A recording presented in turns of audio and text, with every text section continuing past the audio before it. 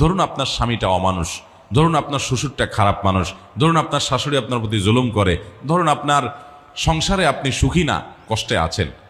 তো এই জন্য আপনি হাহুতাশ করে, এর জন্য আপনি অস্থির হয়ে, এর জন্য আপনি নিজের সুখকে নষ্ট করে দিয়ে বেসবর হয়ে আপনার কোনো লাভ হবে না। আমার প্রিয় মা, প্রিয় বোন, আপনি বরং সবর করলে কি হবে জানেন? আল্লাহ কোরআনে বলেছেন, ইন্নামা ইউওয়াফাস সাবিরুনা আজরাহুম বিগাইরি হিসাব।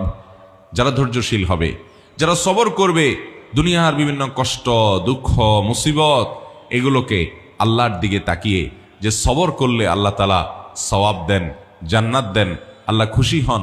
আল্লাহ বলেছেন, ইন্নাল্লাহা মাআস সাবিরিন, আল্লাহ ধৈর্যশীলদের সাথে থাকেন।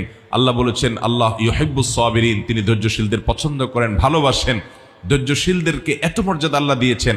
আল্লাহর কাছ থেকে সওয়াবের আশায় যারা একটু ধৈর্য ধারণ করে, সবর করে, হজম করে নেয়, ঢোক গিলে নেয়, নিয়ন্ত্রণ করে নেয়, মেনে নেয়, মানায় নেয় নিজেকে, এ মানুষগুলো তাদের সম্পর্কে আল্লাহ বলেছেন, ইন্নামা ইউওয়াফাস সাবিরুনা আজরাহুম বিগাইরি হিসাব।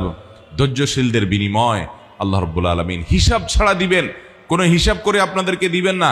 যখন আপনি ধৈর্যশীল হবেন, যখন আপনি সবরকারী হবেন, আল্লাহ তাআলা আপনাকে ডাইরেক্ট দিয়ে দিবেন, কোনো হিসাব নিকাশ করে দিবেন না। আল্লাহর কাছ থেকে হিসাব নিকাশ করে জান্নাতে যাওয়া এত সোজা কাজ না। আল্লাহ যদি বিনা হিসাবে কাউকে জান্নাতে দেয় তাহলে সেটা সহজ, আর বিনা হিসাবে জান্নাতে যাওয়া এই সৌভাগ্য অর্জন হবে সবরকারীদের, ধৈর্যশীলদের।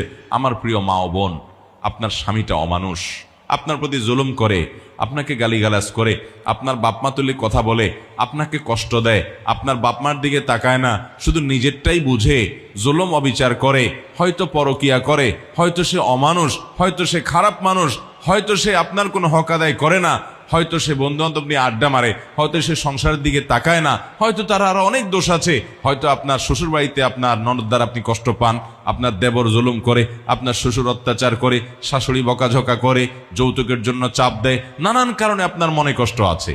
আপনি অবশ্যই সেই কষ্ট দূরের জন্য যথাযথ নিয়মে চেষ্টা চালাবেন, মুরব্বীদের মাধ্যমে চেষ্টা চালাবেন, নিজে চেষ্টা চালাবেন, আল্লাহর কাছে দোয়া করবেন তাদেরকে হেদায়েত দেওয়ার জন্য।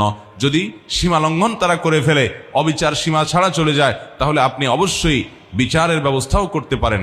কিন্তু মনে রাখবেন, সবচাইতে বড় এবং সবচাইতে মূল করণীয় হলো সবর এবং ধৈর্য ধারণ করা। আল্লাহ তাআলা বহু নারীকে সবরের পরীক্ষায় উত্তীর্ণ করে তাদেরকে জান্নাত দিয়েছেন, কোরআনে তাদের বিবরণ উল্লেখ করেছেন। মনে রাখবেন, আমাদের যত কষ্টই হোক, এই কষ্টগুলোর কি এক সময় শেষ হবে না চিরকাল অনন্ত অসীমকাল কষ্ট চলতে থাকবে? কি বলেন? কষ্টের কি শেষ আছে না?